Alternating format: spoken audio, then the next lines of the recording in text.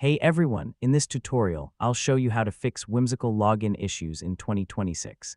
If you can't sign in to your account, don't worry. These simple steps usually solve the problem.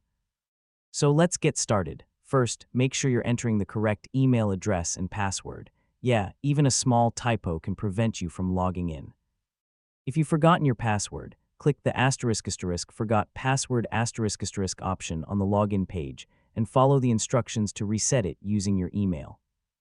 Next, if your account isn't verified yet, check your inbox, spam, or junk folder for the verification email. If you signed up with the wrong email address, you'll need to create a new account using the correct one. If you're still having trouble, refresh the page, clear your browser's cache and cookies, or try signing in using a different browser or an incognito window.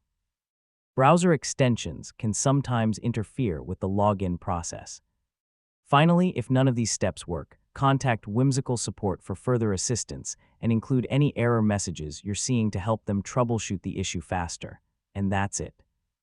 Now you know how to fix most Whimsical login issues. If this tutorial helped you, don't forget to like, subscribe, and I'll see you in the next tutorial.